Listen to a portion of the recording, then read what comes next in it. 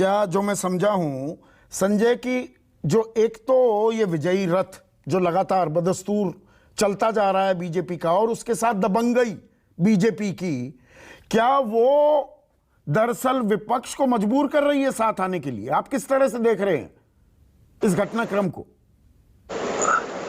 निश्चित रूप से संदीप, कोई अट्रैक्शन तो नहीं दिखाई, कोई पॉजिटिव एजेंडा नहीं है विपक्ष के पास कि इस पॉजिटिव एजेंडे पर हम एक साथ आएंगे। कोई वैचारिक हमारी समानता इसलिए हम साथ आएंगे। लेकिन ये जरूर है कि कि जिस तरह से बीजेपी का भय होता जा रहा है, चाहे वो सरकारी तंत्र इस्तेमाल करके वो बीजेपी के लीडर या जो अपोजिशन के लीडर या अपोजिशन पार्टीज के पीछे पड़ रहे हैं, जो विनोद शर्मा जी भी कह रहे थे, और ये आजकल पॉपुलर फ्रेज जो है, आइदर यू हैंग टुगेदर और यू हैंग सेपरेटली। तो ये जो बात है, अब उनके धीरे धीरे मन में उन्हें समझ आने लगी है कि अगर 2024 में कुछ अस्तित्व बचाना है, और क्योंकि उसके पहले ही अस्तित्व इनके खतरे में है, एक एक पार्टियों को टारगेट किया जा रहा है, और इसका आभास विपक्षी नेताओं को, विपक्षी पार्टियों को होने लगा है। तो आप इसको कह सकते हैं कि एंटी मोदी, एंटी बीजेपी जो एक मतलब मुद्दा है, इसके कारण इनके साथ आने की गुंजाइश।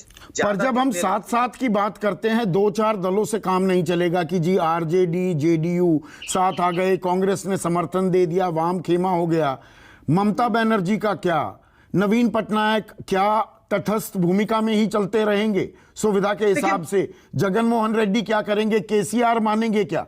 इन चीजों को भी फैक्टर इन करने की जरूरत है क्या?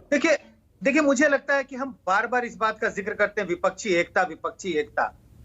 मुझे लगता है कि मैं विपक्षी एकता शब्द इस्तेमाल न करके अब हमें कहना चाहिए विपक्षी पार्टियों का कोऑर्डिनेशन। तो एकता, कोऑर्डिनेशन का मतलब यह है कि भाई आप अलग अलग राज्यों को देखो कि हमें हरियाणा में क्या करना है, हमें आंध्रा में क्या करना है, तेलंगाना में क्या करना है। तो कोऑर्डिनेशन की जरूरत है। मतलब विपक्षी गठबंधन हो, विकेंद्रित विपक्षी गठबंधन की बात कर रहे हैं?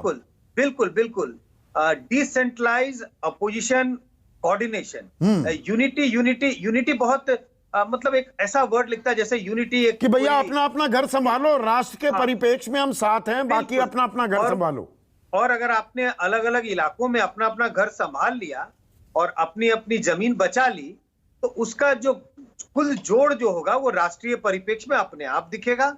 और बीजेपी अपने आप अलग अलग जगहों में जब बीजेपी को धक्का लगेगा, पर प्रेसिडेंशियल इलेक्शन बना दिए हैं, चेहरा काम करता है, ये हमने होता देखा 2014-2019 में।